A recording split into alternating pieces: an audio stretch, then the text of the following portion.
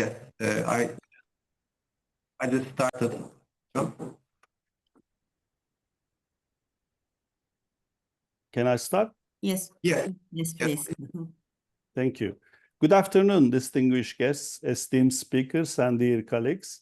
It's a great pleasure to welcome you all to today's webinar on international dispute resolution and evaluation of investment arbitration within the framework of UNCITRAL Working Group 3, ICSID, and the PCA practices and recent developments. This event being organized in collaboration between the Istanbul Chamber of Commerce Arbitration and Mediation Center and the Turkish Arbitration Academy, a joint initiative of the Secretariat General of the Presidency of the Republic of Turkey, İbn Haldun Üniversitesi, and Istanbul Commerce University. I extend my sincere gratitude to all participants joining us from different parts of the world. Today, we are honored to be joined by three very influential figures in the field of international dispute settlement. Ms. Anna Jubin-Brett, Secretary of the United Nations Commission on International Trade Law, Ms. Aurelia Antonietti, Senior Legal Counsel at the International Center for Settlement of Investment Disputes, Ms. Jin-Yong Seok, Legal Counsel at the Permanent Court of Arbitration. Their work has played part in shaping and continues to shape the global landscape of investment arbitration. We are grateful for their presence and their willingness to share their insights. Today's program will take us through three critical areas of contemporary investment dispute resolution. Ms. Jubin-Brett will begin with an assessment of international investment agreements and the ongoing ISDS reform, a topic currently at the heart of UNCITRAL Working Group 3. Ms. Antonietti will then discuss ICSID investment arbitration cases arising from contracts, offering a perspective that complements the treaty-based paradigm. Finally, Ms. Seok will present the PCA's experience in investment state dispute resolution, focusing on the transition from treaties to contracts and what this shift means for practice. As investment arbitration enters a period of structural reevaluation, sessions like this are essential. They allow us not only to follow global developments, but also to question, refine, and strengthen our own understanding of the field. In that sense, today's webinar is an opportunity to deepen dialogue between institutions, practitioners, academics, and students. I would also like to thank the attorney Senem Bahçekapılı-Vincenzi, Secretary General of the İTOTAM, who will deliver an opening speech informing us briefly about İTOTAM. In addition, I would like to thank to Associate Professor Dr. Eda Manav Özdemir, Head of International Arbitration and Alternative Solutions Department, General Directorate of Law and Legislation, Secretary General of the Presidency of the Republic of Turkey, who will also deliver an opening speech sharing key perspectives on the development of international dispute resolution mechanisms. Before we proceed, let me briefly share some important details about the structure of today's webinar. The webinar will be conducted in English and will be recorded. We encourage all participants to stay engaged and ask their questions during the question and answer session at the end. You may also type your questions in the chat section, and we will address as many as time permits. Once again, I would like to express my sincere gratitude to all of you for your participation. I hope this event will serve as a valuable platform for exchanging knowledge, fostering dialogue, and deepening our understanding of the critical issues surrounding ISDS reform. Thank you, and I wish you all a productive webinar. As I conclude my remarks, I would like to hand over the floor to Attorney Senem Bahçekapılı-Vincenzi for her opening speech. Mrs. Vincenzi, the floor is yours. Thank you, Professor Yeşilırmak. It's my great pleasure to welcome you, all of you, to our webinar. I would like to briefly highlight the cooperation that has made today's events possible. This webinar is organized in collaboration with Turkish Arbitration Academy, which was established jointly by the Secretariat General of the Presidency of the Republic of Turkey, İbn Haldun Üniversitesi, and Istanbul Commerce University. İTOTAM and Turkish Arbitration Academy signed a cooperation agreement in 2021, and İTOTAM is pleased to work closely with the Academy in developing academic and institutional activities in the field of dispute resolution. In this context, on March 2025, we jointly held the webinar titled International Disputes Resolution Key Aspects of UNCITRAL Working Group 3 and ICSID Reform. That program was very successful and enjoyed strong interest from practitioners, academics, and public institutions. Its positive outcome encouraged us to continue this series with even broader participation. Today's event builds on that cooperation. For the first time, we are bringing together officials from UNCITRAL, ICSID, and the Permanent Court of Arbitration PCA in a single event. We believe this joint effort will provide valuable insights into current developments in investment arbitration and the ongoing ISDS reform process. Let me briefly introduce our arbitration center. Istanbul Chamber of Commerce Arbitration Chamber of Commerce has been providing arbitration services since 1979 and has been a pioneer in the development of institutional arbitration in Turkey. To this date, numerous national and international disputes have been resolved through the Istanbul Chamber of Commerce arbitration. The Istanbul Chamber of Commerce has played a key role in promoting, supporting, and further developing arbitration over the years. In order to provide arbitration service parallel to the international practice and align with the modern arbitration rules of arbitral institutions, our Chamber of Commerce completed its work on setting up its own autonomous arbitration center and on drafting the new rules. İTOTAM, founded in 2014 as an attached body of the Istanbul Chamber of Commerce, is an independent, neutral, and impartial arbitration institution providing efficient dispute resolution services for both national and international parties. İTOTAM's dispute resolution services are available to all contracting parties without any membership requirement and for any commercial disputes regardless of the nationality of the parties. Arbitration proceedings are administered by the İTOTAM Arbitration Court, which is composed of experienced arbitration practitioners. İTOTAM arbitration rules, originally drafted in line with UNCITRAL, ICC, and other leading institutional rules as revised in 2021, reflect current developments in international arbitration, including provisions of joinder of additional parties, consolidation, multi-party claims, third-party funding, party representation. Although İTOTAM arbitration courts had developed practice to address these complex arbitration issues, these provisions are incorporated within the 2021 rules. As of 2021, there is no official arbitrators list in İTOTAM. What we have an arbitrators pool in order to share with the parties if requested or for the appointment to be made by the arbitration court. Regarding mediation and MEDARP services, in 2017, the İTOTAM mediation rules came into effect, introducing mediation services alongside arbitration. In 2021, İTOTAM's MEDARP mediation arbitration rules were also enacted.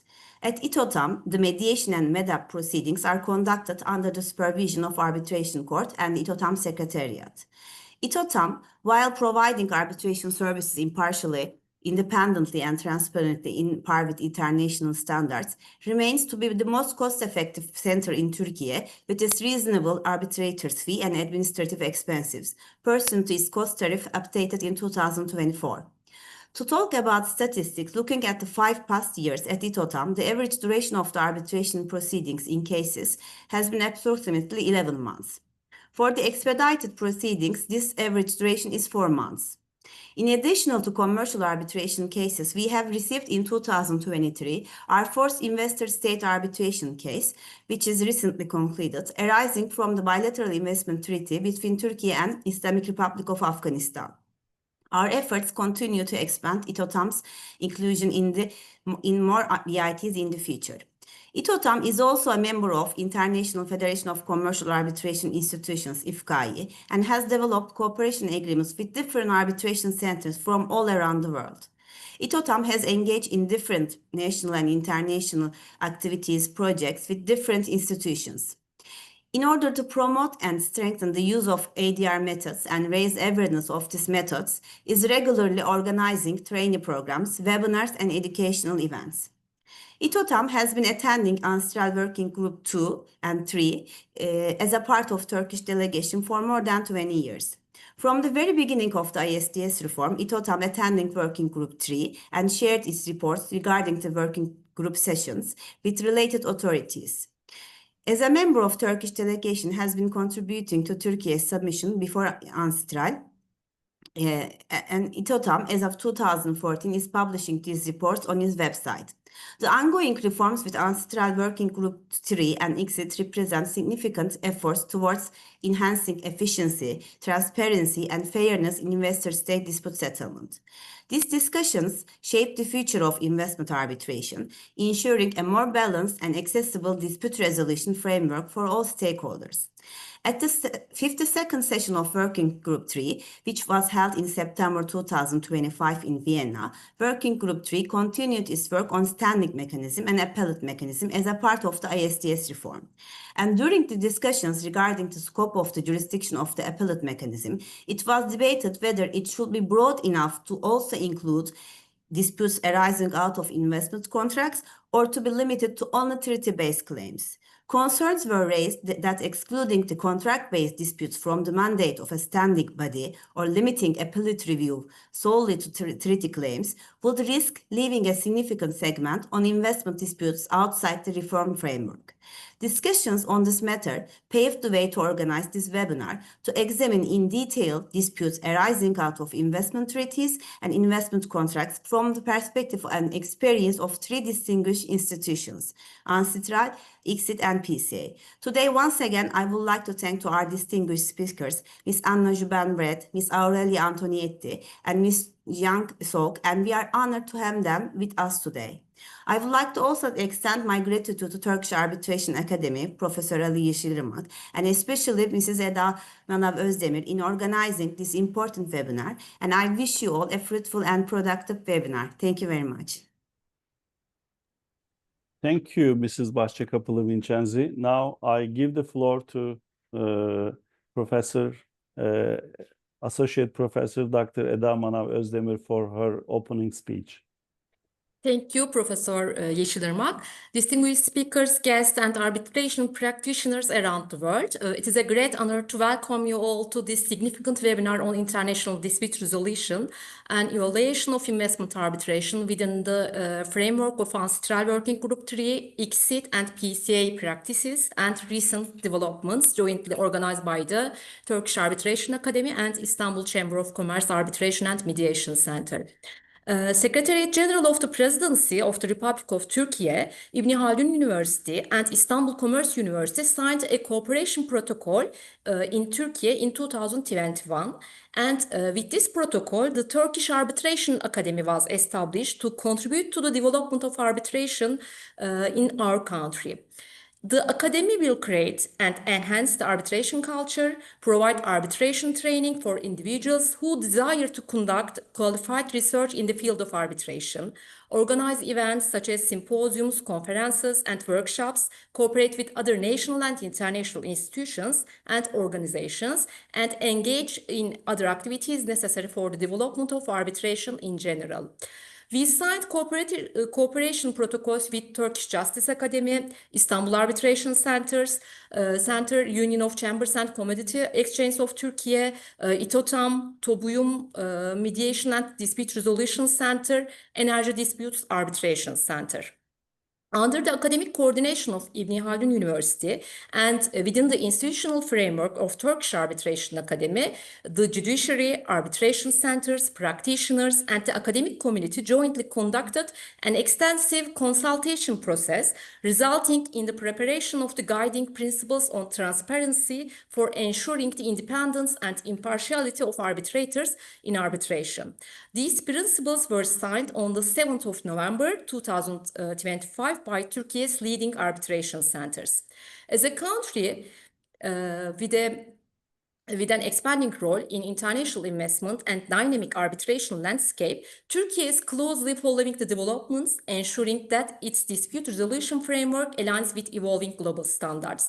We, as a Turkish delegation, participate in international meetings and working groups as ICSID and UNCITRAL Working Group 2 and 3, and we take an active and proactive role. Under the coordination of our Directorate General of Law and Legislation of the Presidency, the country contribution was prepared by holding meetings with the Minister of Industry and Technology, Minister of Energy and Natural Resources, Minister of Justice, Minister of Trade, the Savings Deposit Insurance Fund, İTOTAM, and related other institutions. Also, we participate in the UNCITRAL Working Group 3 meetings in coordination of our Directorate General in cooperation with Minister of Industry and Technology and İTOTAM. As Ms. Senem has already mentioned, this year in March, we had the pleasure of hosting a webinar with Ms. Anna Jubin-Brett and Ms. Martina Polasek, focusing on the ongoing reform efforts UNCITRAL Working Group 3 and ICSID, a session that attracted considerable interest. And during the UNCITRAL Working Group 3 meeting held in Vienna in September 2025, we also planned that organizing a new webinar addressing the current developments related to UNCITRAL Working Group 3, ICSID, and PCA would be highly beneficial. It is with this purpose that we are here today, at a moment when international dispute resolution is undergoing reform process. Today, our discussion will focus on the evolving landscape of investor-state dispute settlement, a field currently shaped by significant reform initiatives. Over recent years, UNCITRAL Working Group 3 has advanced a broad agenda addressing systematic concerns related to legitimacy, transparency, consistency, and the balance between investor protection and the state regulatory space. In parallel, ICSID's 2022 rule amendments constitute the most comprehensive modernization of its procedural framework to date, aiming to enhance efficiency, accessibility, and overall procedural fairness. A central topic of today's webinar will be the development and design of a potential appellate mechanism under the ISDS reform process. Discussions increasingly engage not only treaty-based dispute, but also the possibility extending such mechanism to investment contract claims, along with the interaction between ICSID, UNCITRAL, and PCA administered arbitrations, including attack proceedings. Clarifying these jurisdictional and structural questions is essential for understanding how a future appellate mechanism might contribute to coherence and stability in the ISDS system.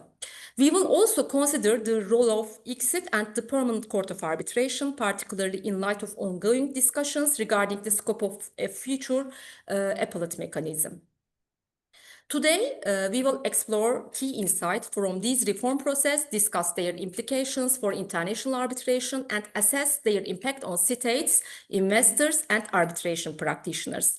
I would like to extend my sincere gratitude to our esteemed speakers, Ms. Anna, Ms. Aurelia, and Ms. Jin Yong, whose expertise will provide us valuable perspectives on these reforms. I also thank Professor Ali Yeşilırmak, Senem Bahçekapılı Vincenzi, and all organizers. And I also thank our distinguished participants for joining us in this important webinar. With that, I wish you all an insightful and productive discussion. Thank you. Thank you, Professor Manav Özdemir. Now our first speaker will be Ms. Anna Jubin-Brett. She will discuss international investment agreements and the ongoing ISDS reform.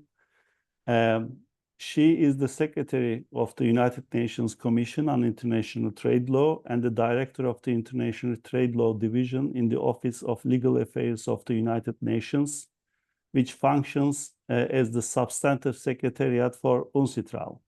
She is the 9th Secretary of the Commission since it was established by the General Assembly in 1966.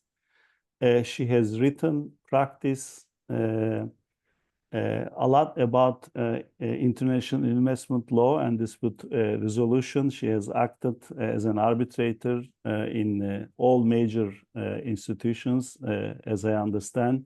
Now I give the floor to Anna. Anna, floor is yours. Thank you very much. Thank you, Professor Ali Yeşilırmak, for your kind words of introduction. And thank you also to the friends of İTOTAM, to Senem, to Alper, to Firdevs for having us, UNCITRAL, here.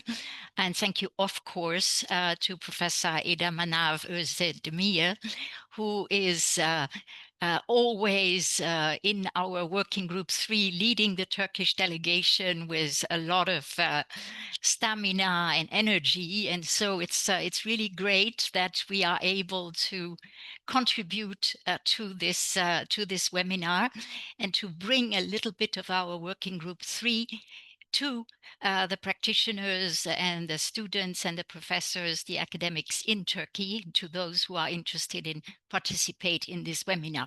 And of course, thank you to my co-panelists, to my friend Aurelia and to Jinyum, who is from a very close organization, very close to UNCITRAL, the PCA, which is the center that uses and interprets and implements UNCITRAL rules. So I've been tasked with giving the introduction to the topic by presenting where we are at in the reform of investor-state dispute resolution in UNCITRAL's Working Group 3. I would like to do that by sharing a presentation.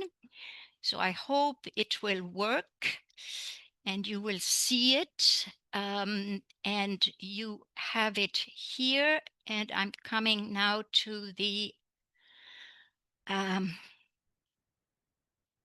Yes.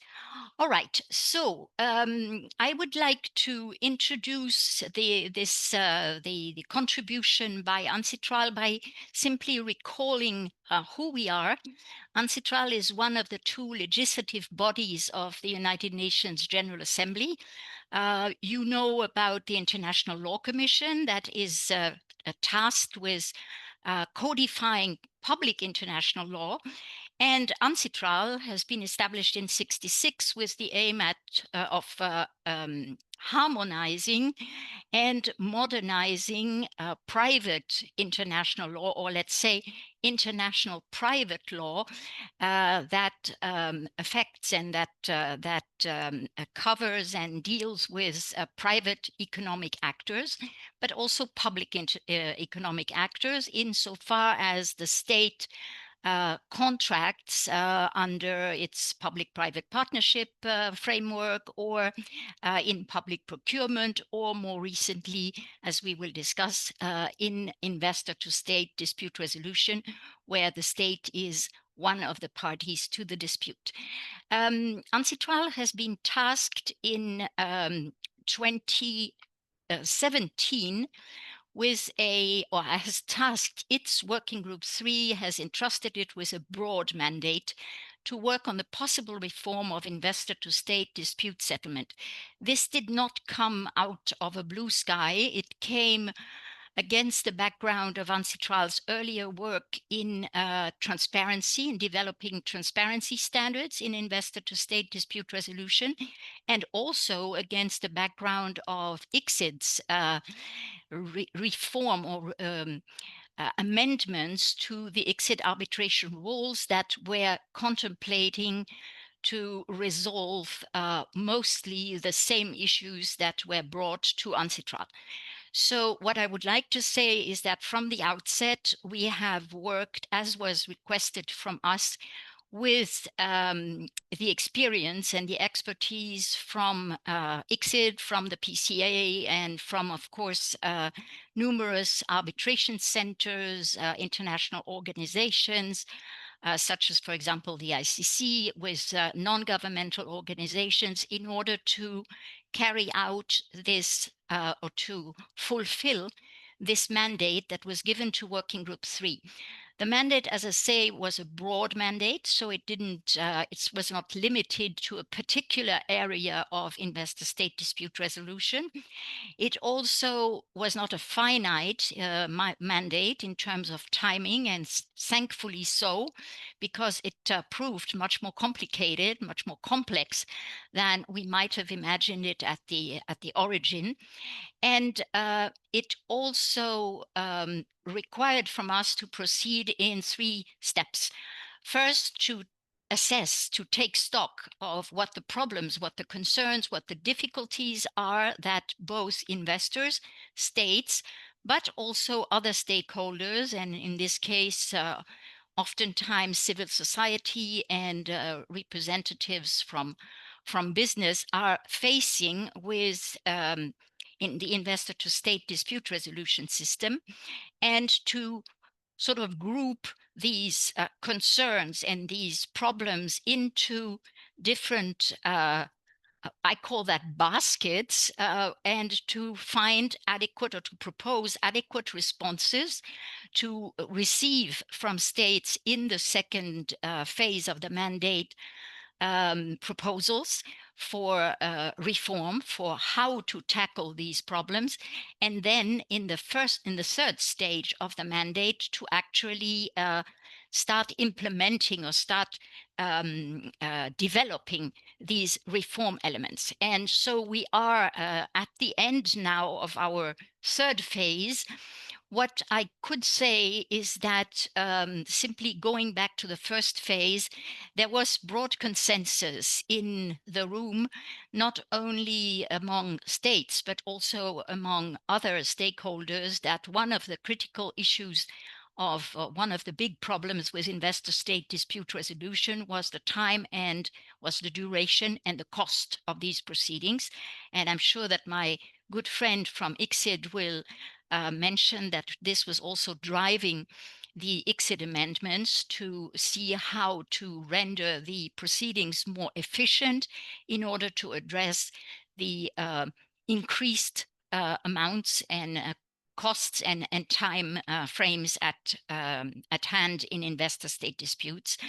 We also recognized broad consensus around issues of consistency, coherence, consistency among arbitral awards rendered under different treaties, but all more or less addressing the same standards of protection or the same commitments taken by the states. And there was also a broad consensus that in order to render the system more efficient, it would be important to avoid having to relitigate and rediscuss each and every set of jurisprudence which went in one direction or in the other, in order to render the management of these disputes, but also the prevention of these disputes, more effective.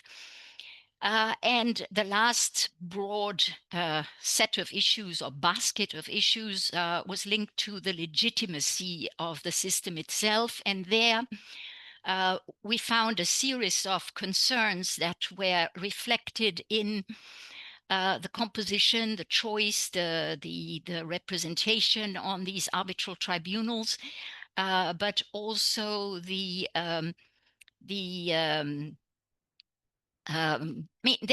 was a broad sense of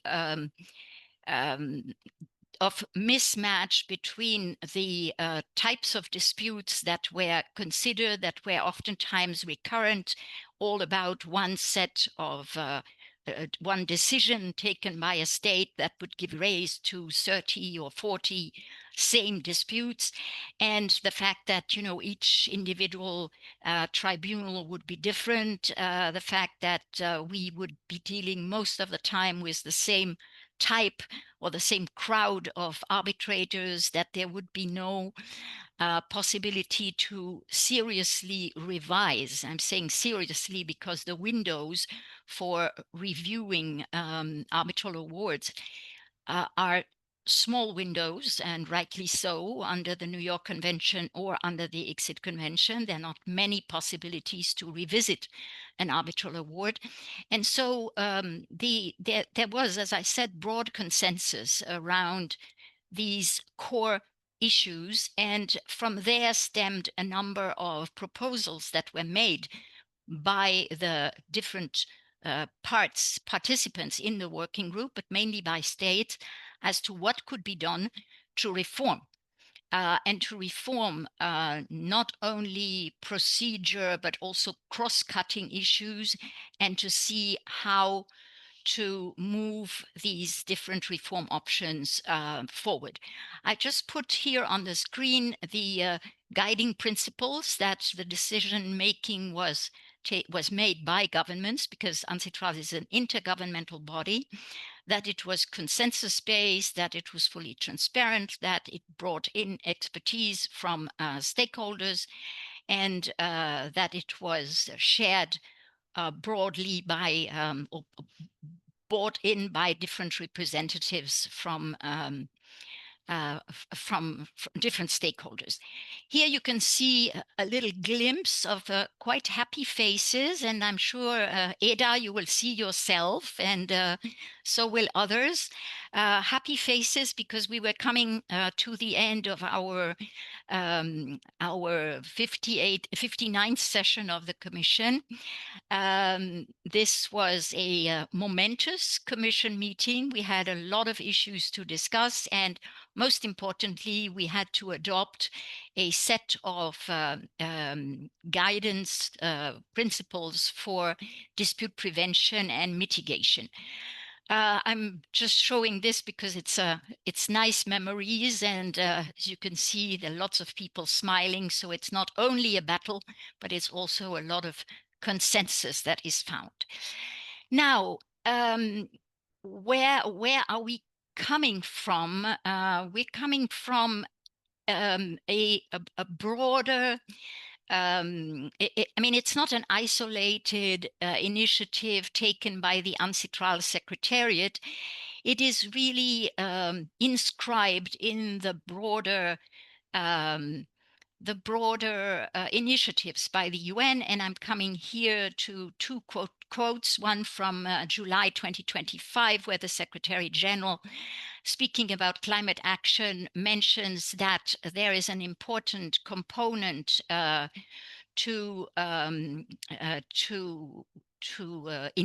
of investment, and the suggestion that trade and investment be used to supercharge the energy transition. And by doing so, in order to do that, by modernizing outdated investment treaties, starting with investors to state dispute settlement provisions, and also, as you will see, the Seville commitment, which is the fourth international conference on financing for development, which found that it supported the efforts of all the stakeholders in this Seville conference to reform the mechanisms for ISDS in trade and investment agreements, including through a multilateral approach towards the establishment of an advisory center of international investment dispute resolution, and building on the ongoing work of UNCITRAL. So I just wanted to flag that to show that we had a number of reform elements that were against this background of the broader the broader issues within investor-state dispute resolution, and some that are more focused on specific aspects of procedure that investor-to-state dispute resolution have generated. The working group has decided to start unrolling the different proposals for ISDS reform that were proposed or tabled by states, and that were then identified as the outputs of this reform process in UNCITRAL. And the idea here was to unroll, to finalize and bring for adoption these elements as they are finalized by the working group to the Commission, and then when necessary to, or when relevant, to the UN General Assembly for adoption, in order not to wait for a complete set of reform to be finalized, but to have already some of these reform elements starting to be implemented and used even before the final touches are brought to the reform, to the delivery mechanism of the reform. So we started with work on a code of conduct, codes of conduct, starting with a code of conduct for arbitrators and judges in international investment disputes, really addressing here mainly the issues identified of integrity, of impartiality, of possible conflict of interest, multiple roles, possible double hatting situations, and all of this was developed jointly with ICSID, with our friends and colleagues in ICSID, in order to come up with a joint product that was subsequently adopted by the UNCITRAL Commission. And in parallel, the working group also adopted a code of conduct for judges in international investment disputes. And I will tell you why this is important, because you will see at some point the development of a standing or two standing tribunals for investor-state disputes. A second set of texts were also developed with mediation and dispute prevention at the center, at the core. And in 2023, the working group prepared model provisions to be included into investment treaties and guidelines on mediation for international investment disputes that were adopted and that are meant for parties, both states and investors, to be used in mediating such disputes. The background behind it is that the way the treaties are designed or they are negotiated so far, there is only a very tiny window for possible amicable settlement. Sometimes there's not even mention of mediation as a tool for reaching this amicable settlement. And therefore, if you want government officials to enter into a mediation process, and if this is not specifically stipulated in the treaty itself, it is difficult to convince your authorities that you're not going to look weak, you're simply going to be implementing what the treaty provides. So in order to encourage investment mediation, these model provisions and guidelines were developed in 2023.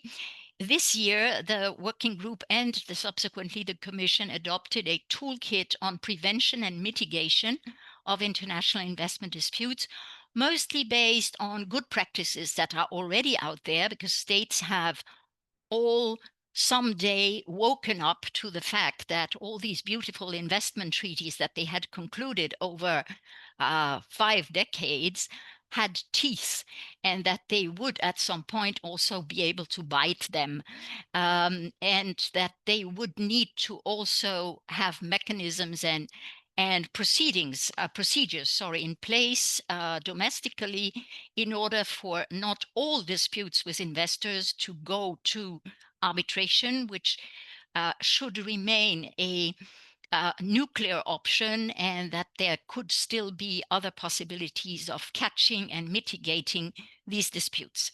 In 2024, the working group established, and that was a reform element very dear to my heart, established a multilateral advisory center by adopting the statutes of this advisory center. It adopted these statutes in principle only because there are still a couple of, you could say, a couple tiny little issues that need to be sorted out. The first one being, where is this center going to be established? And we currently have 9 countries that have made proposals to host this advisory center, and also what is the budget going to be like, and how much different categories of countries going to contribute to this multilateral center. The discussions on the establishment of the advisory center, that we call the operationalization, are currently taking place. We had already one last year in Bangkok. We had one in Yerevan in May, and we have one in Paris in December, where hopefully these remaining brackets in the statute of the advisory center will be sorted out.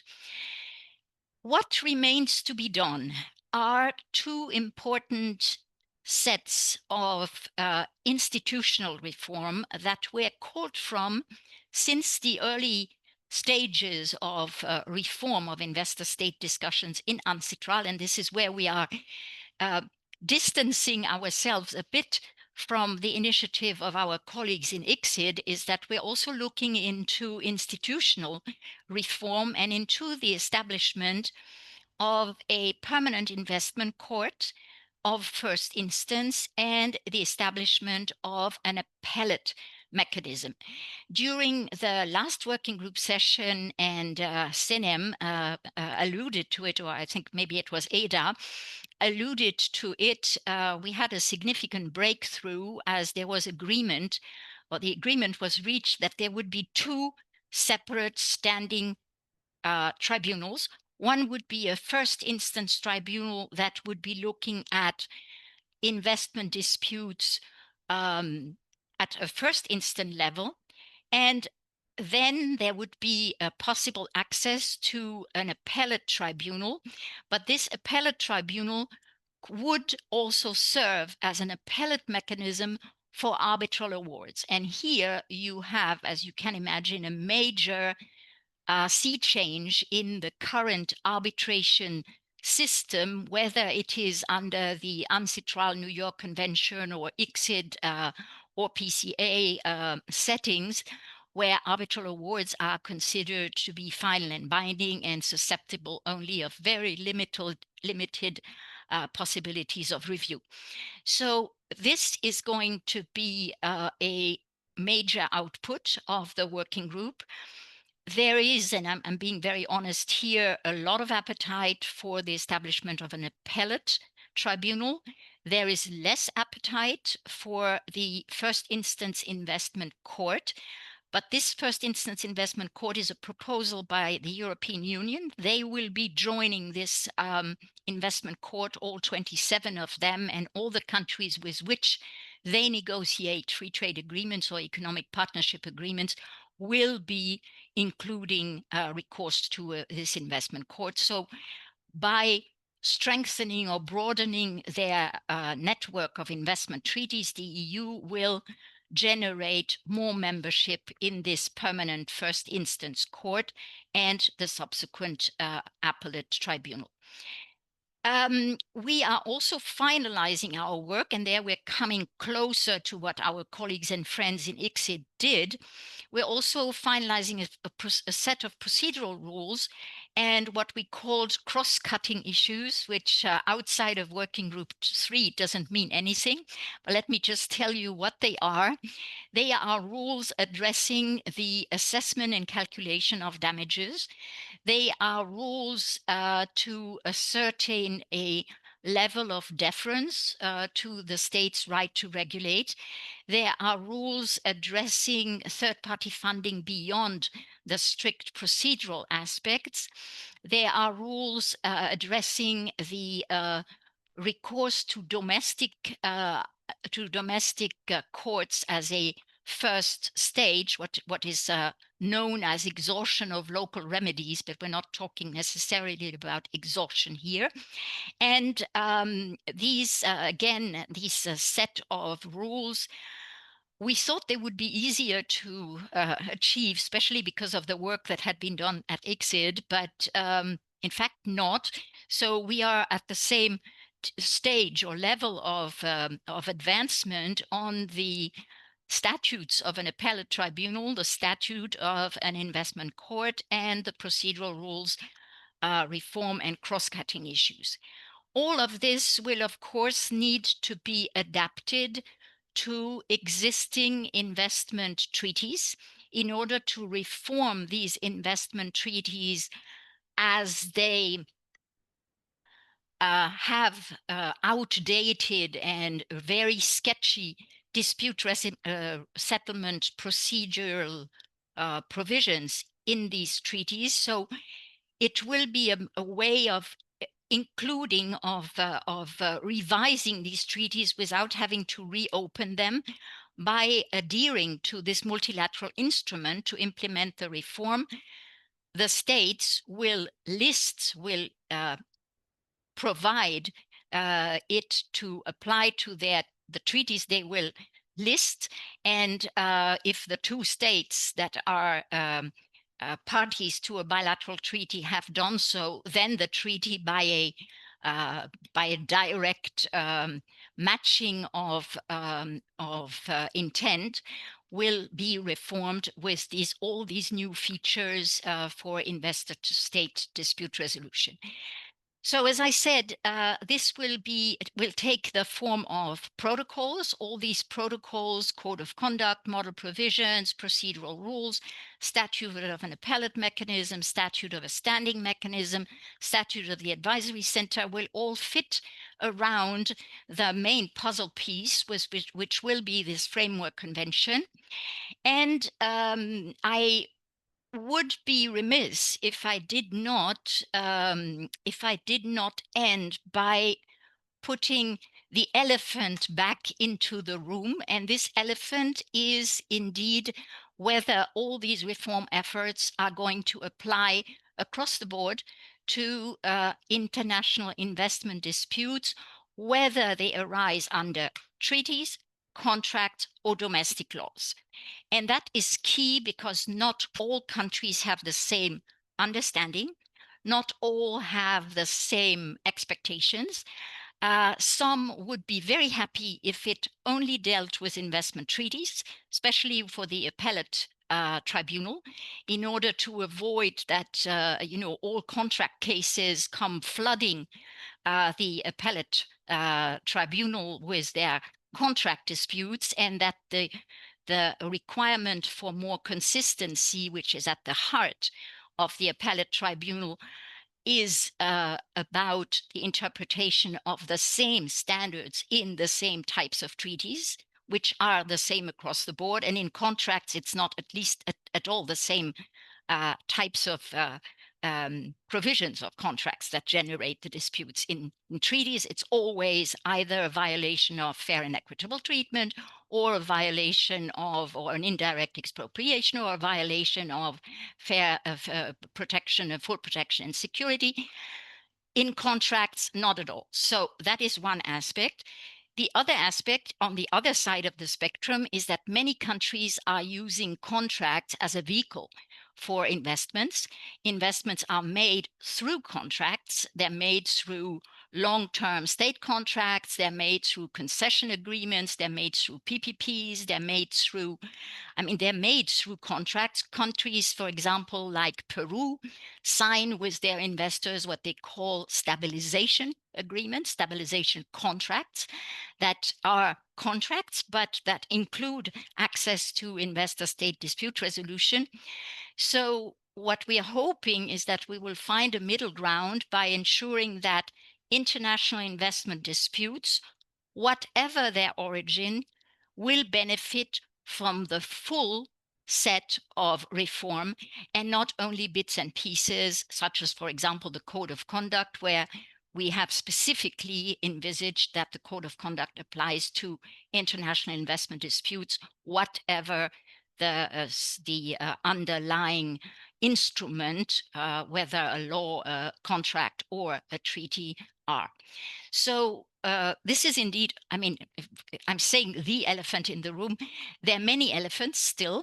So it's a big room because there are a few big elephants still. One of the big elephants is, of course, also how we will implement these procedural rules and how states will accede to this multilateral instrument, whether they will have to become members of the Framework Convention in order to implement different protocols, or whether there will already be in the Framework Convention some common rules. So all of this is still a bit of an elephant, but we've become quite good over the years at herding elephants and then making them disappear from the room. So I hope that we will do that as well with the topic at hand today. I thank you very much. Thank you, Anna. We hope to.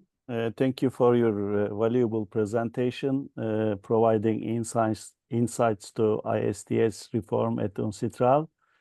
Our second speaker is Ms. Aurelia Antonietti. She will deal with ICSID investment arbitration cases arising from contracts. Ms. Antonietti serves as a senior legal advisor at the International Center for Settlement of Investment Disputes and is the team leader for the Francophone team. She has served as secretary of the tribunal in various arbitral proceedings in the field of investment arbitration. She has previously worked in the field of commercial and investment arbitration as an associate with law firms in France and Switzerland. She is admitted to the Paris Bar and to practice law in the state of New York and as a solicitor in England and Wales. The floor is yours, Ms. Antonietti. Thank you. I will share my share. Yes. Okay. I think it should be. Thanks a lot. And I want to thank İTOTAM, the Turkish Arbitration Academy, and the Turkish government for inviting us today to speak in this webinar. Just as a first step, I would like to say that ICSID has not taken any position on the ISDS reform.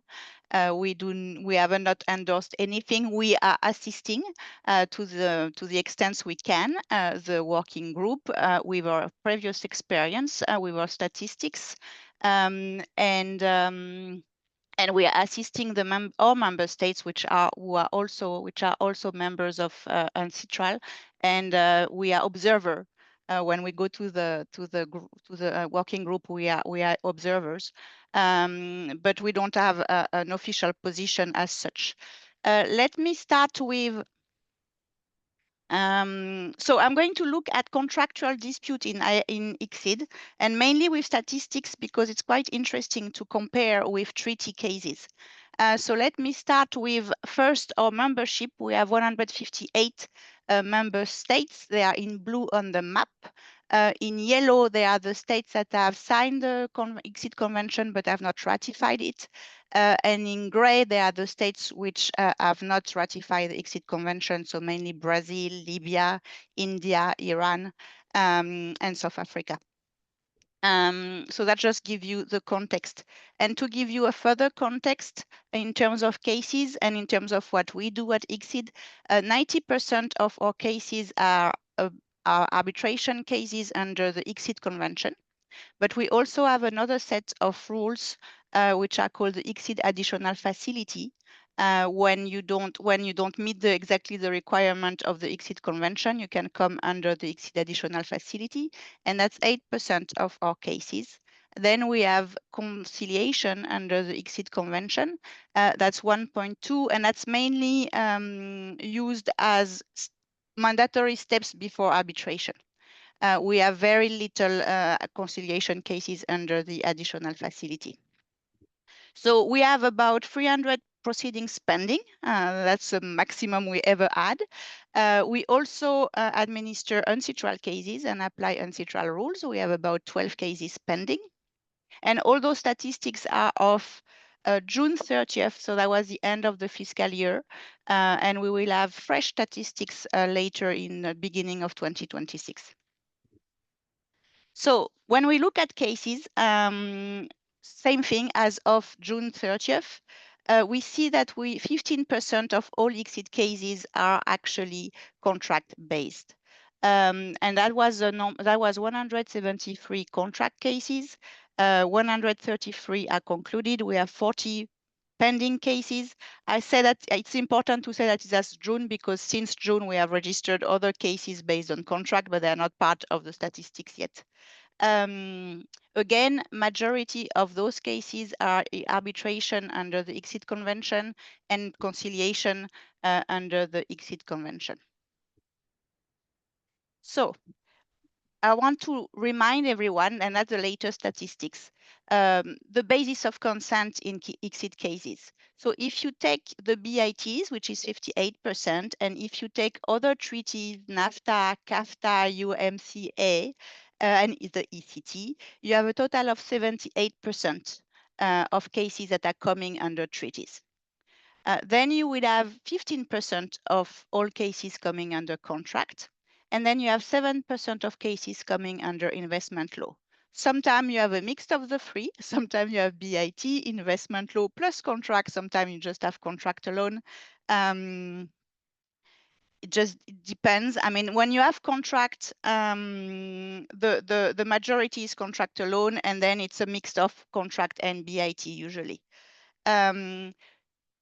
It's important to know that just a statistic for fiscal year 2025, the contract basis of consent was 21%.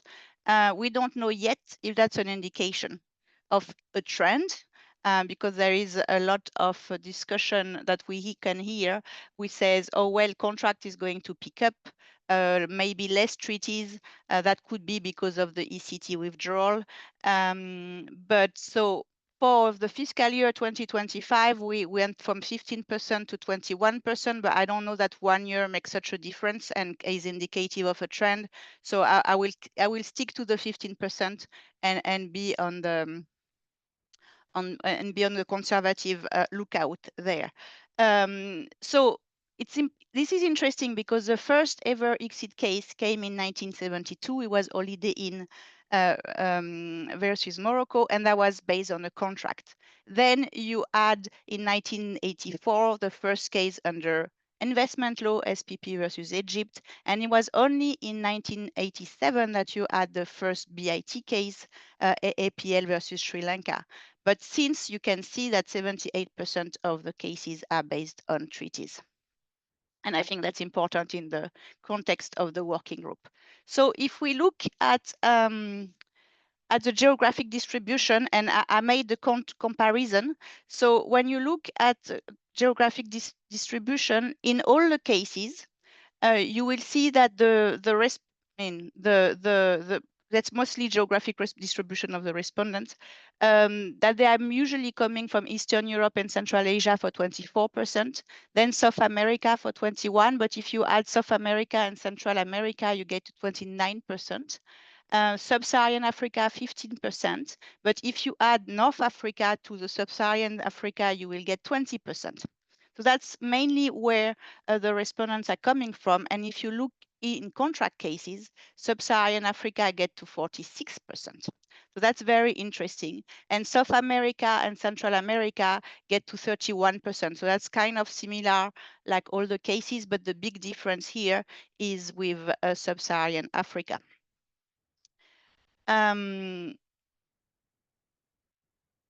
For example, the trend in 2025 were some cases for Central America and the Caribbean against Honduras and Panama, mainly because, for example, Honduras had renegotiated contract further to a new law on electricity, and that brought in the previous years, and that brought a certain number of cases, 6 cases against Honduras and 5 cases against Panama in 2025.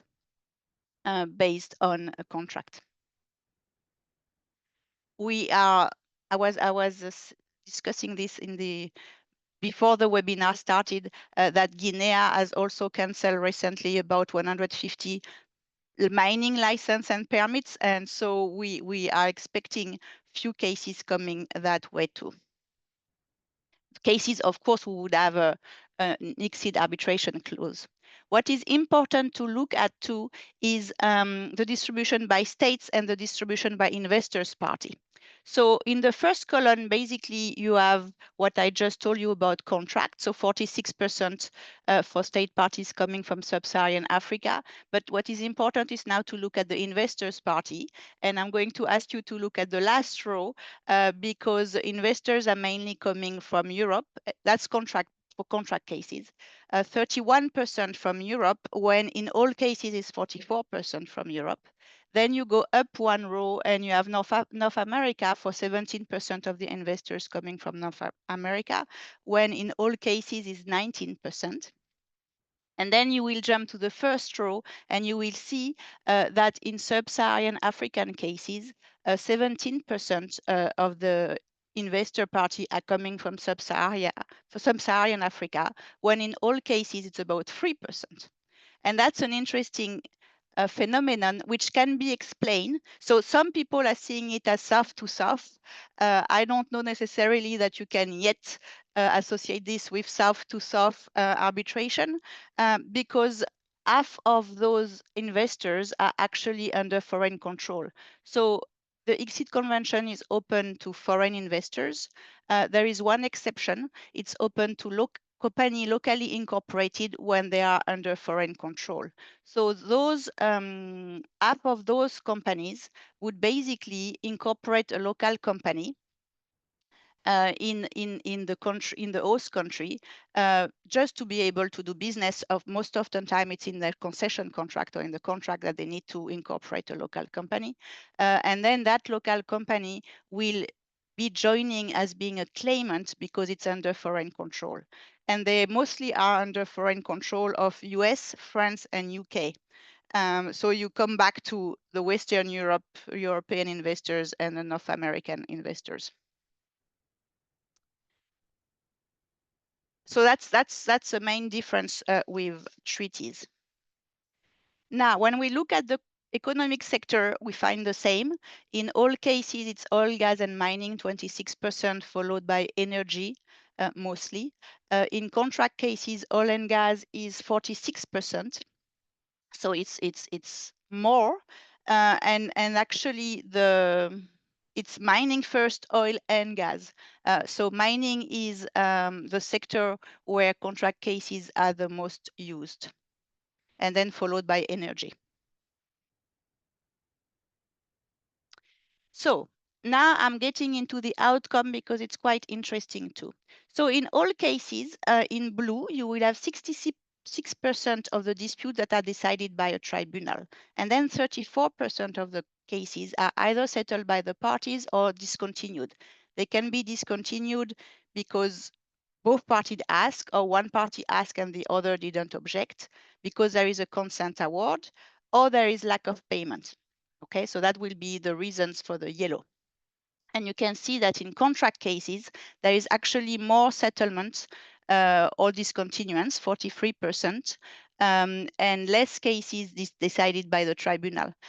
Mostly the difference is actually that there are more settlements in contract cases. And actually, if you compare the two yellow, contract cases are rarely discontinued for lack of payment compared to treaty cases. But you have more consent awards and you have more discontinuance by both parties. So basically the parties would settle and ask the tribunal to discontinue the case. When we look at the blue part, which is basically the dispute decided by a tribunal, that's my next slides, you will see, and that's very interesting, that in all cases, 49% of those disputes that are decided, there is an award upholding the claims in part or in full. That means an award where the claimants win. Then in 51%, if you take all the others, the claimant does not win. So you have 29% of those awards dismissing all claim. You have 20% of those awards declining jurisdiction, and 2% deciding that the claims are manifestly without legal merit. In contract cases, you have 65% of disputes where the claimant is actually winning, and 35% of claims where the claims are dismissed. So that's an interesting also phenomenon. I think it's also because there might be less objection to jurisdiction based on a contract. And when it comes to the merits of the case, it's more about whether there was a violation of the contract rather than an interpretation of a fair and equitable treatment or other concepts that are used in treaties. And what is now, so since the beginning of the year, we are now offering also statistics on damages and ratio of claim versus what is claimed, what is awarded. So that's a new data that we are able to offer. So what is important is that we are discussing principal amount claim and costs are not included in those statistics. But what is interesting is to look at the number of cases where no damages was awarded. So if you look at the disputes that were decided by a tribunal, even if they were, even if the claimant won, so either they lost or they won on the principle, on liability, for example. In all cases, there were 54% of cases where there was no damages awarded. That's only 37 in contract cases. And then you get within the range of what was awarded, and you can see that most of it is under 50 million for both all cases and contract cases. Very few cases over 1 billion or between 50 million and 1 billion. It's a large scale, right? But it just shows that this is also important because it goes to the argument that anti-ISDS supporters are always saying that investors are always winning, which is not necessarily the case, and which shows that with a good representation and a good defense, a state can actually win, and especially on damages and having no damages awarded. Another statistic that we have, which is interesting, is the ratio between what is claimed and what is awarded. And you will see that basically in all cases, the majority, 26%, the row in the middle, awards between 26 and 50%. When I started 20 years ago, they used to say that a tribunal would award 40% of what a claimant would ask. You know, it was a rule of thumb. By now, it's mostly 26% would award less than 50, but you still have a lot of 21% of cases awarded under 10% of the amount claimed. In damages cases, in contract cases, excuse me, you will see that there is a better chance to obtain more of what you claimed. And I think, again, it's either because the violations are clear, or some contracts also provide for what would be awarded, the interest rate and all the equation for what will be awarded, and it might be more straightforward than for a violation under a treaty.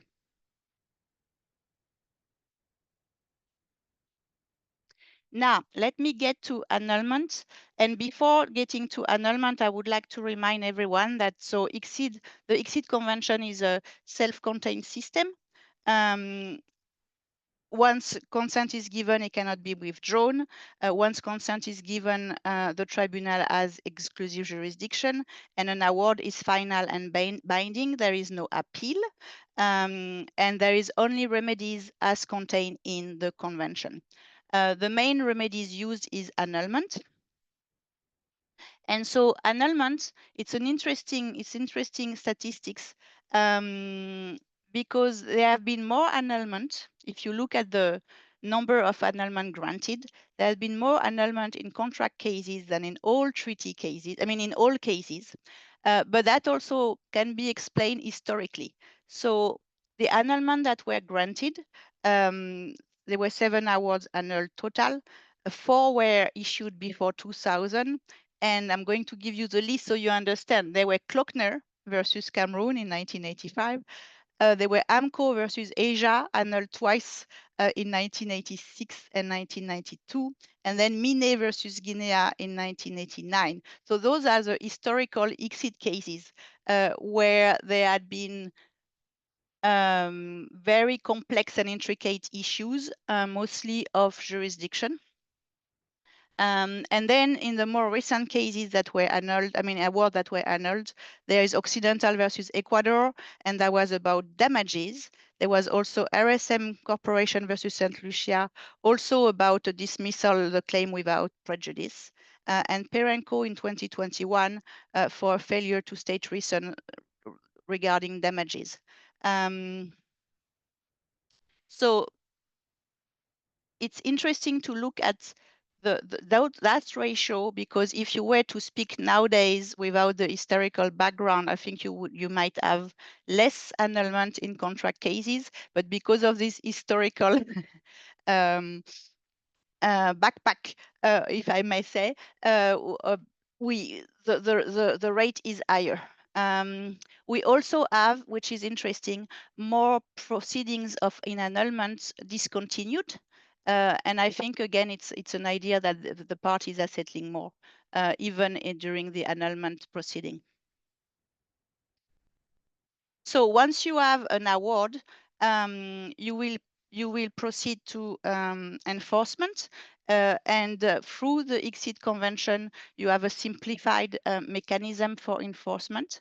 And compliance rates with ICSID awards have been particularly good, and I will refer the attendees to a background paper we have on our website about compliance with ICSID awards, if you want to look into that. But we don't have we will have at one point specific figure for compliance with ICSID awards, which were rendered based on the contract. We don't have them yet. But during 2026, we will issue a background paper on contractual arbitration with fresh statistics and more complete statistics. Last thing, which is interesting for us from our point of view, in cases with under contracts, is that under the convention, ICSID is available for a dispute between an investor and a contracting parties, and the convention say in parentheses, or any constituent division or agencies. And you have more cases in contracts with agencies or constituent divisions. The condition for a constituent division or an agency to be claimant or respondent is that their consent must have been approved by the state. So typically, you will have a contract with the states, but also with an agency, mostly it's agencies, right? With the state agencies, and they will be both signing the contract with the foreign investors. And the states would approve of the consent of the agencies. And you had 3 cases where states agencies were claimant. There was a case with a Tanzania electric supply company versus IPTL in 1998. You also had a case, the government of the province of East Kalimantan, so that's a constituent division of a state, versus Kaltman Prima Coal and Energy Utility Corporation Limited versus Kiwata, was a Rwanda in Rwanda. So that was 3 instances where state agencies were claimant, and still an exception, but it does happen. And then we had 25 cases where state agencies were involved as respondent or most of the time co-respondent. And 7 of those cases involved Bangladesh, and 6 of those cases involved Ecuador. And I would just add a note of caution to those practitioners who are actually drafting ICSID clauses and drafting contracts and negotiating a contract. When you do have an ICSID clause in your contract with local agencies and you insert an ICSID arbitration clause, think of the condition that needs to be met through Article 25.3, which is that the consents need to have been approved. because we have had cases, especially with Bangladesh, where the agency was signing the contract and the states was signing the contract, but the states, as an objection, as a defense, said, well, I never consented to. Most of the case law goes with like, well, you were co-signers, so you did consent somehow. There was an implicit consent. But if you don't want to have those discussions about whether there was an implicit consent, please be careful and please draft the clause in such a way where consent is explicit and there is no doubt.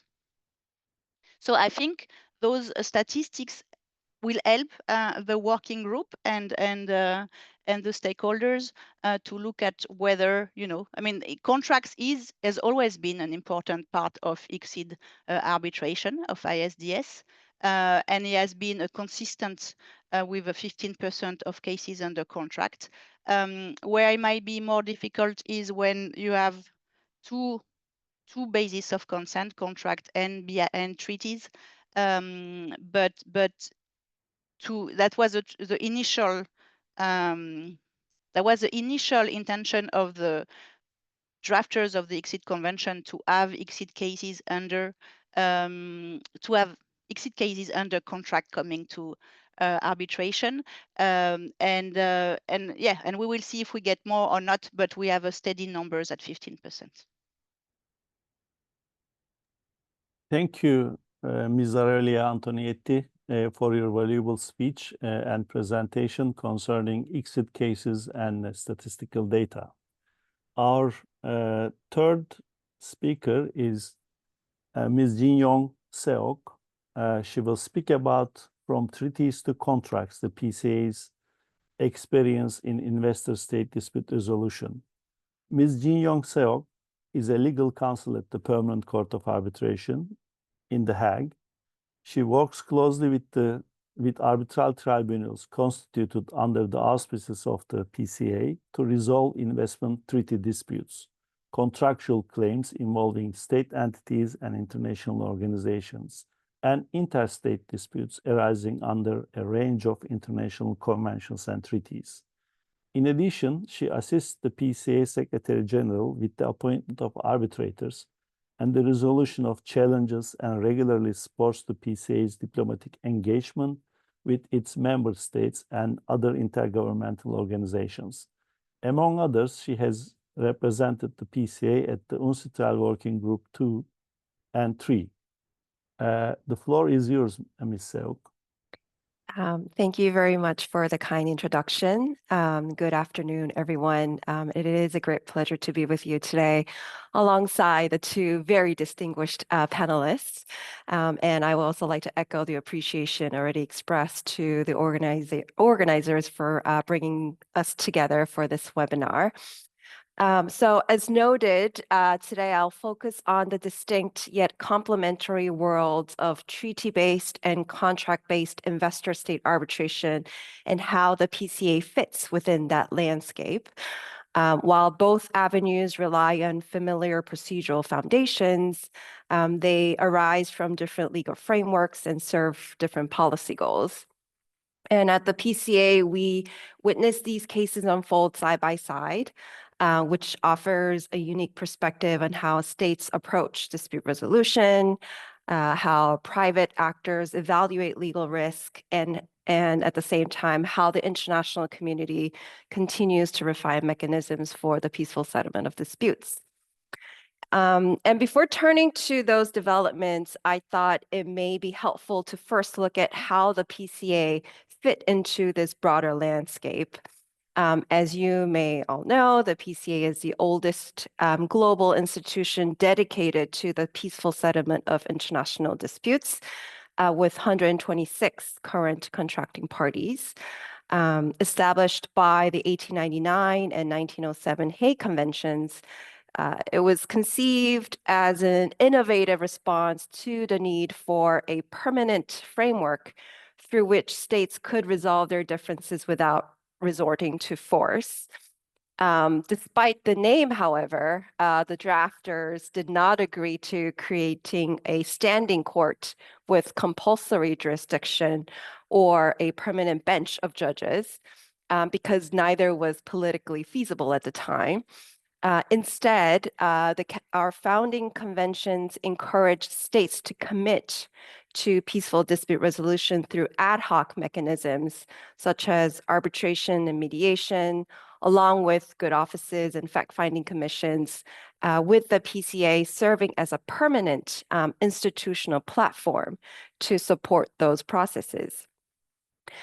So since its inception until the early 1930s, the PCA administered only disputes between states.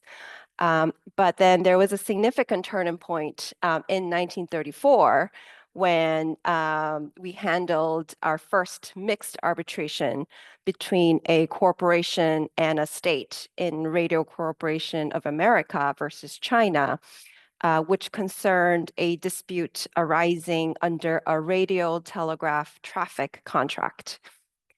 When the presiding arbitrator of the case asked the PCA to provide administrative support, the then Administrative Council, which is our governing body, was required to determine whether we had the competence to administer such disputes.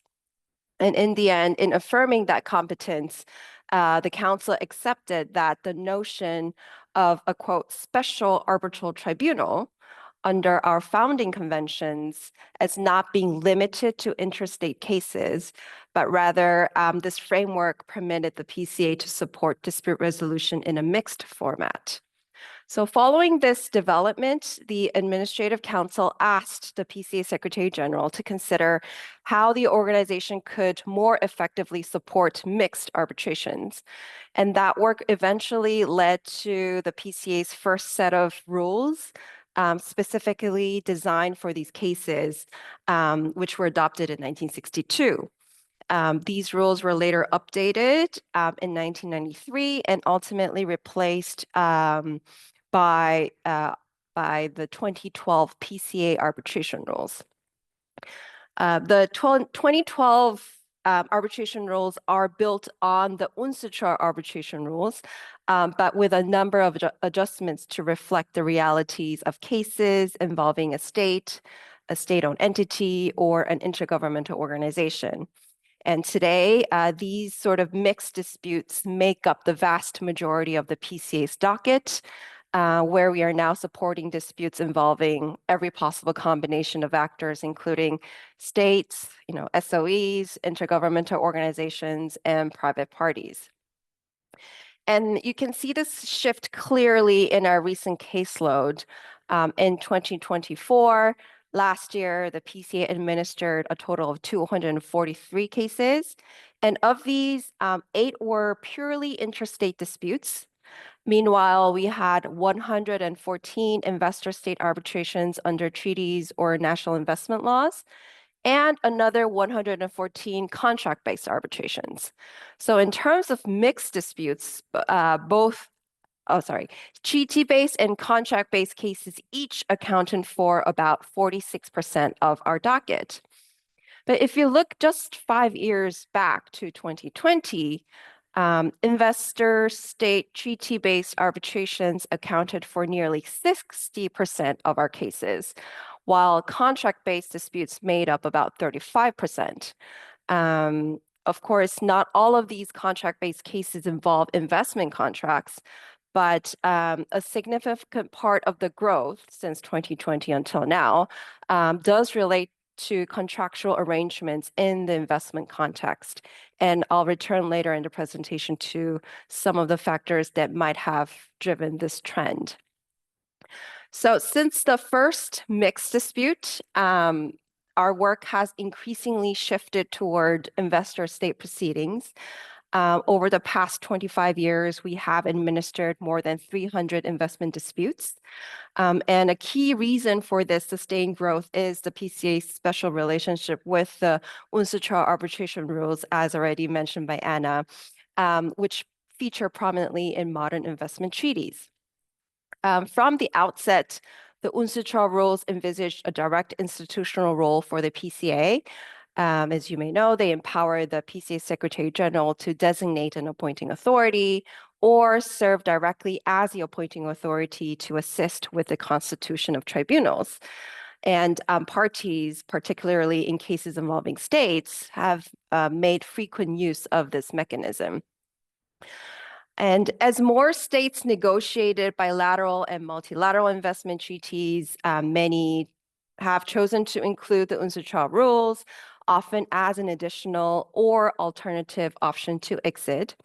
And UNCITRAL investment treaty arbitration became increasingly synonymous with the PCA, as the PCA has administered roughly 90% of all known UNCITRAL treaty-based cases. So taken together, these elements, such as the widespread adoption of the UNCITRAL rules and investment treaties, the PCA Secretary General's role under the rules, and the decades of practical experience have made the PCA a natural forum for investor-state arbitration, in particular brought under ad hoc proceedings. And this continues to shape a significant share of our caseload today. But beyond the UNCITRAL framework, the PCA has also developed its own procedural tools to support investor-state arbitration. I already mentioned the 2012 arbitration rules, which have been adopted in a number of treaty-based disputes. The PCA has also introduced a number of arbitration protocols or rules, some tailored to specific types of dispute, to ensure that parties retain flexibility in selecting the procedural approach best suited to their case. For example, we have the optional rules for arbitrating disputes between two parties of which only one is a state, where the rules played a role in further strengthening the PCA's profile in investor-state arbitration. Although these rules drew heavily from the UNCITRAL arbitration rules and did not introduce major substantive departures, they provided a dedicated framework for disputes involving a state party. And this signaling function, in other words, offering a set of rules expressly designated for mixed disputes, gave users clearer guidance and reinforced the PCA role as an institution in this context. Building on these efforts to expand procedural flexibility, the PCA has also responded to the growing demand for more streamlined processes. And to that end, the drafting committee for the 2012 rules was reconvened to develop 4 optional protocols that parties can opt into, either alongside the 2012 PCA rules or in ad hoc arbitrations where the protocols will become compatible. The first is an optional protocol on expedited procedure, which introduces a fast-track process with shortened deadlines, an option for a sole arbitrator, and a time limit for rendering an award. The optional protocol on emergency interim measures allows for the appointment of an emergency arbitrator before the tribunal is constituted to address urgent requests for interim relief. The third optional protocol relates to scrutiny of awards, which provides for an institutional review of draft awards before the issuance. Work is currently ongoing on the 4th optional protocol, which will address the summary dismissal of claims that are, for example, manifestly without legal merit. So stepping back, it is clear that all of these developments, both in treaty practice and in procedural design, have shaped the PCA's growing role in the investor-state arbitration today. But at the same time, we are all aware that the ISDS mechanism has faced some criticism over the years, and of course, these concerns have fueled the ongoing discussions on ISDS reform, which were addressed earlier in this webinar. In that context, similar to ICSID, the PCA does not take a position on the desirability of any particular reform, recognizing that our contracting parties hold diverse views. But what we do remain ready to offer is our technical expertise and institutional capacity, whatever direction states ultimately choose to take in shaping the reform process. And in the meantime, the factors that I've outlined have enabled our organization to continue administering a substantial number of treaty-based investment arbitrations from involving parties from all regions of the world and spanning a wide range of sectors.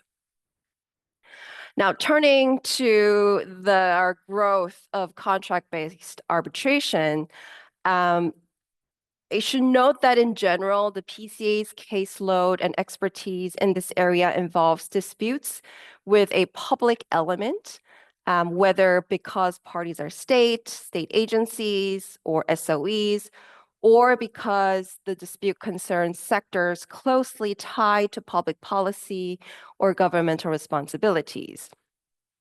But the rising contract-based cases, it appears, is also linked to the broader conversations around ISDS reform, where states, investors, and other stakeholders have been exploring alternative ways to structure their relationships and resolve their disputes.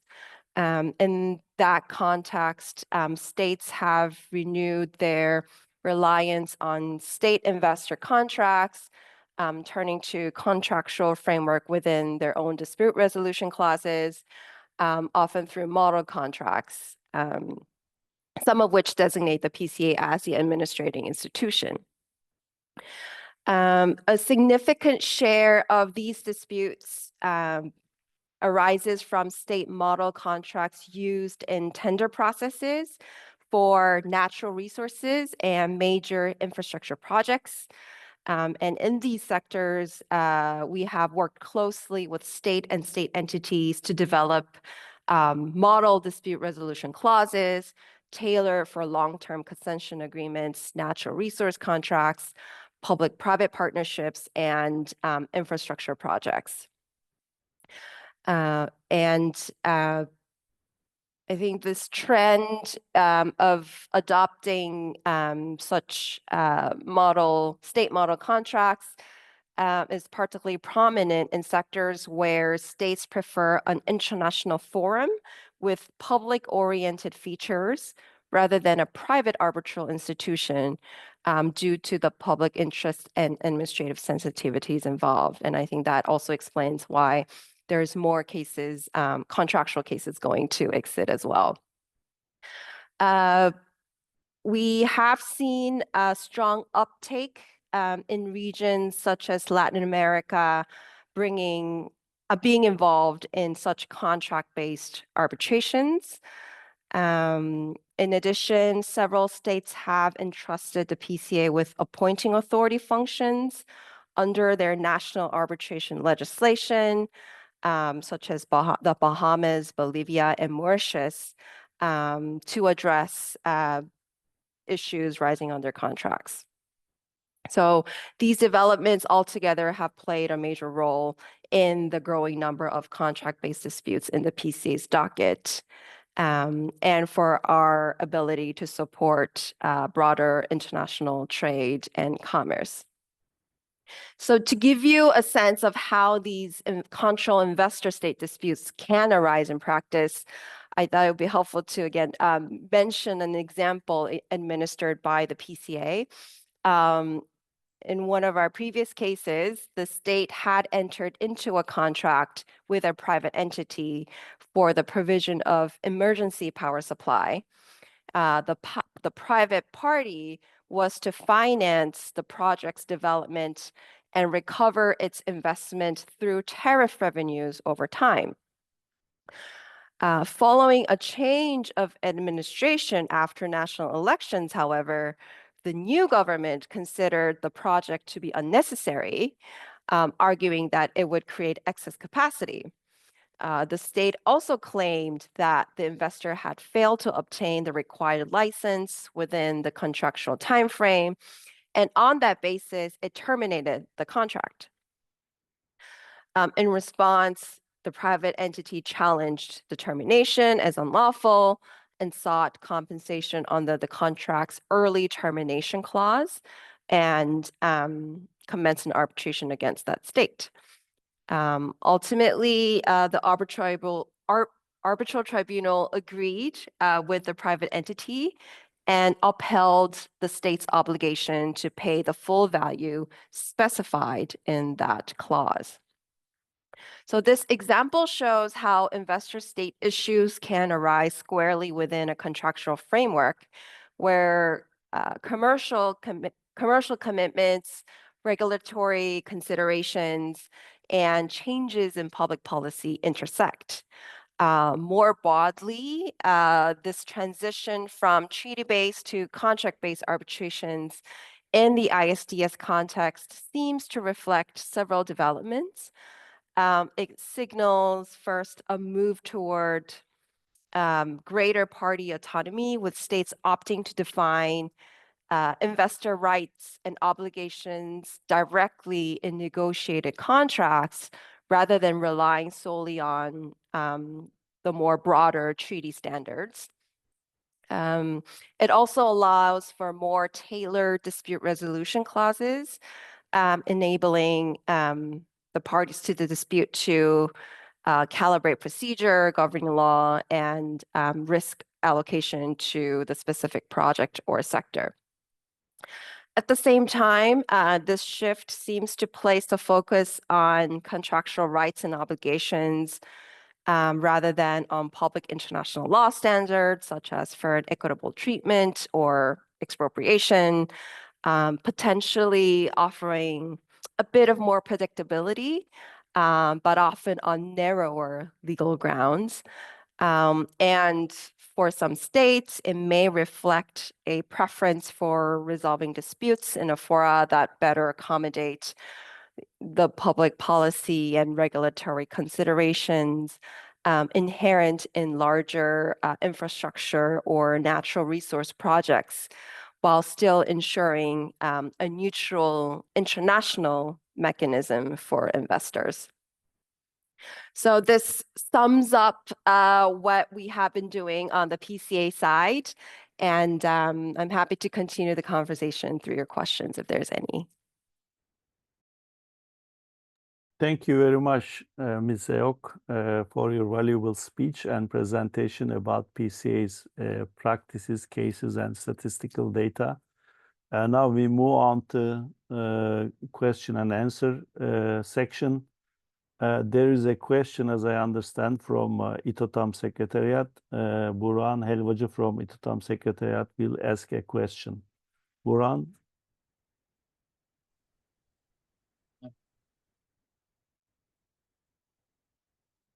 Hi, since the microphone is bad on my side, I'll ask for me. Actually, I've written to the chat, and Ms. Jubet had already answered, but if you wanted, we can read it again out loud, so the participants would also hear the answer. So my question was, do you think appellate mechanism should be limited to investment treaty claims, or should it also include contract-based claims?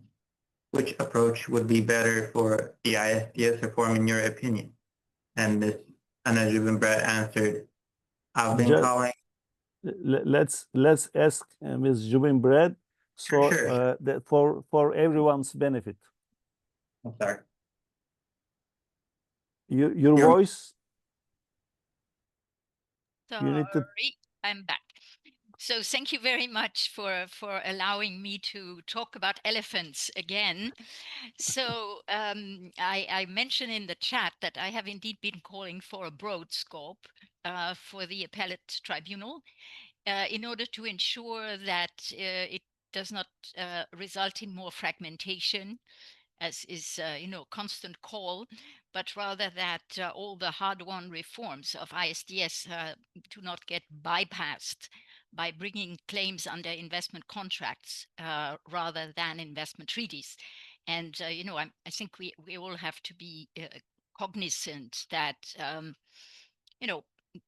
lawyers are by essence clever, and when they see that it's going to be hard to go that way, they will go another way, and they will find the loophole, and they will find a way of going around something that has been set up in order to prevent precisely what they want to achieve. So, you know, so far we have managed to have a broad scope for the code of conduct, for whatever is relates to mediation, whatever relates to prevention of disputes. So all of this is broad and applies to any type disputes arising under any type of source or instrument.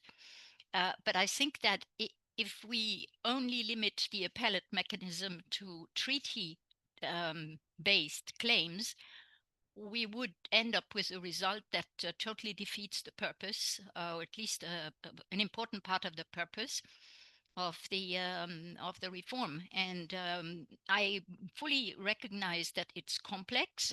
But for example, with what the working group decided at the last session, to have an appellate tribunal that will be working for investment for investment disputes coming from the first instance court and coming from arbitration through PCA award or an ICSID award or an UNCITRAL ad hoc award, all of a sudden you would have only parts of these awards that would go to the appellate body, and a whole chunk of these awards that would not, although they are being they are being decided upon at the first instance level. So, I mean, the whole thing to me would make very little sense, but I realize that there are strong views in the room towards having a limited scope for the appellate tribunal.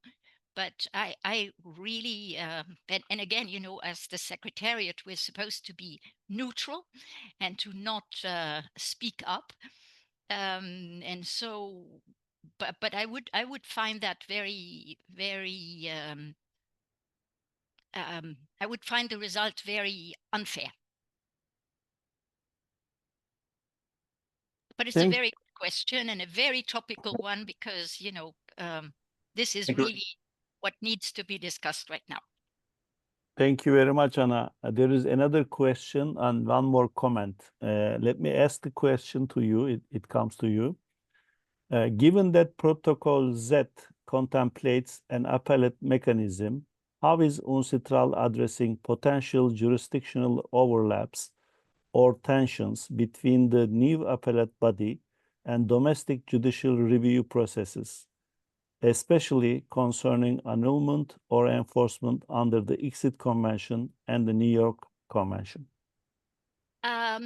Yeah, so that is a question that is before the working group, that has been clearly identified as a decision that needs to be made, is whether the recourse to an appellate tribunal would actually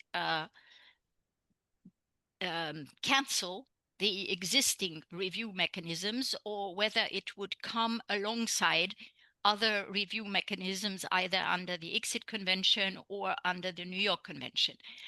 Again, I cannot say, this hasn't been fully resolved yet, but the tendency was to not multiply, because, you know, at the one hand, you're looking for more correctness in the awards, but on the other hand, you don't want to generate yet longer proceedings and yet more costly proceedings and yet more ways for recourse.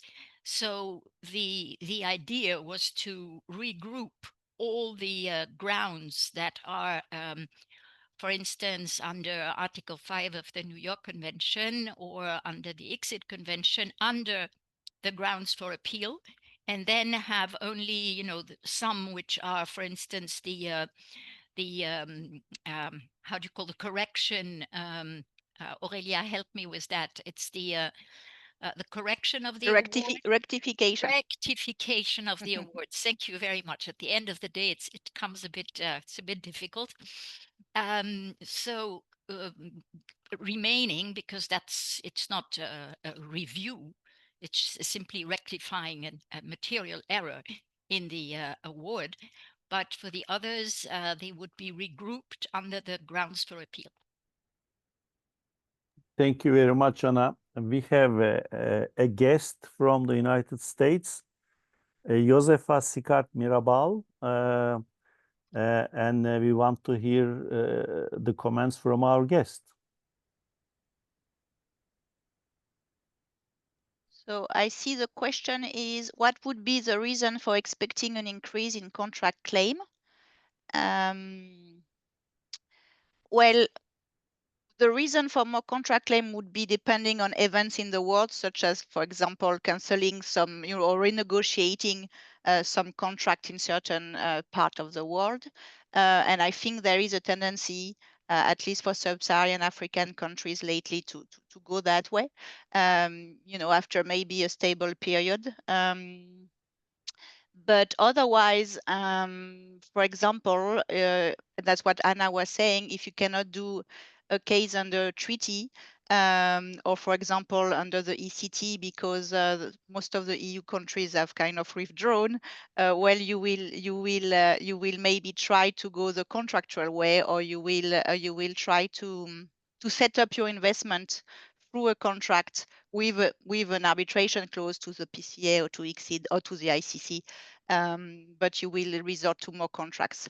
And there was a discussion that maybe powerful investors will be able to negotiate with states in terms of contracts, when smaller investors will not be able to negotiate with states. So there is also this imbalance of powers, but that's what is being said. I don't know, but that's what is being said. So that's why I think lately there have been this idea of maybe there will be more contract claims because there will be more contracts. So before you have the claims, you need to have the contracts, and so that's maybe one way where people would funnel their investment. Thank you, Aurelia. Thank you. Anything you wish to say, Ms. Said? Actually, yeah. I'm Josefa, sorry. is This is Josefa Sicart Mirabal. That was not my question. I actually had a comment. So thank you for allowing me, and thank you everyone for your presentations.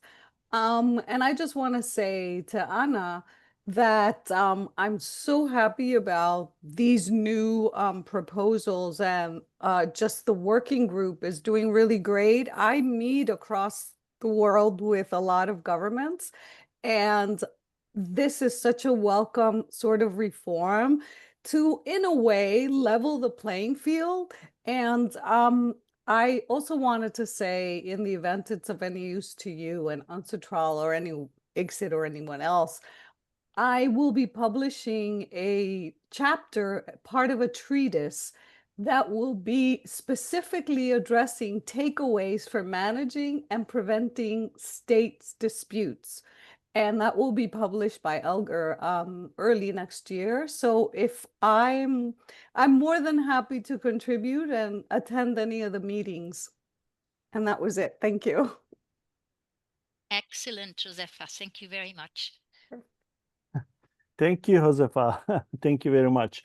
There are two more questions to Aurelia.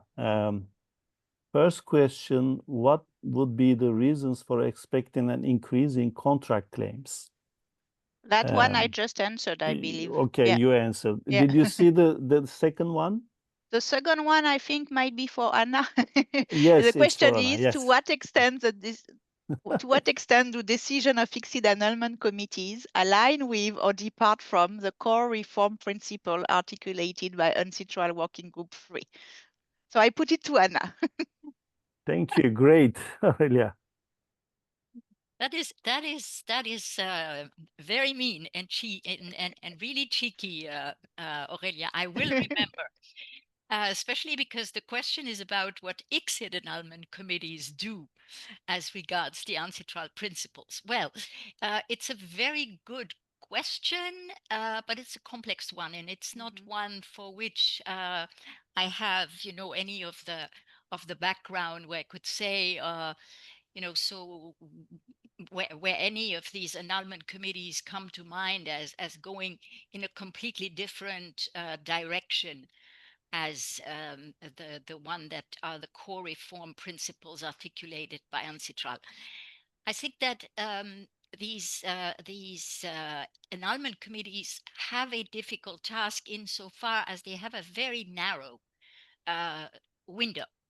They have a very narrow possibility of looking into the award, and same thing for the New York Convention recognition and enforcement proceedings. It's very narrow, and you cannot bring any of the you cannot address any of the core principles or the core concerns addressed in the UNCITRAL Working Group 3 through this narrow window. You cannot deal with the cost and duration, because that's maybe costs. Maybe they can look into matters of cost. They can look into matters of the amount of damages awarded, but they can, for instance, not look into correctness. They cannot argue or advocate for consistency with this or that set of jurisprudence that goes in this direction, as opposed to, even if they don't agree with the line of reasoning that the tribunal that whose award is being reviewed is have taken. So I don't think they really they can really pursue, because of their limited and very narrow but also very precise mandate, that they can address broader policy concerns that are the ones that are being formulated in UNCITRAL's Working Group 3 and then turned into reform elements. That would be my answer, but maybe Aurelia, now that she has kicked the can to Vienna, I can kick it back to Washington. Yeah, no, I agree to a certain extent, but we have to put it in the context where the ICSID convention was actually drafted, and the idea was not to have an appeal, not to restart again, not to add some duration to the proceeding, and to have a limited number of grounds, not to review de novo, have a limited also grounds on applicable law and the and the correctness of the applicability of the law. So that was actually a clear thought of the drafters. That was made. There was an intent there. So so the states are shifting gears now and want more, but that was actually the intention of the drafters. So 50 years later or 60 years later, we see a shift. But it's more like a shift into policy and what the states want in terms of concept, I believe. Because those annulment grounds were answering a special concept that they had designed in the 60s. And also to add that under the current statute, the ICSID annulment grounds will be still listed as ground for appeal, in addition to the facts and reviewing de novo the decision, which might not have been decided fully yet, but so still, so they still will be there. But I think we have to understand that he was answering an intent back in the 60s. Thank you. There seems to be, would you like to make another comment, Anna? No, I just wanted to say I totally agree, and same thing for the New York Convention, which is all about, making sure that once the dispute is settled, an award is rendered, there are no reopening and re-litigating and rediscussing de novo what has been settled by in an award. Thank you very much. There seems to be no more question. We are thankful to Ms. Anna Jubinbrett and UNCITRAL, Ms. Aurelia Antonietti and ICSID, and Ms. Jin Young Seok of Permanent Court of Arbitration. Thank you for our distinguished panelists, and we are also grateful to our organizers, Attorney Senem Bahçekapılı-Vincenzi and Associate Professor Dr. Eda Manav Özdemir. And we are also thankful to all participants listening or viewing us. Thank you very much. Our pleasure. Thank you. Much.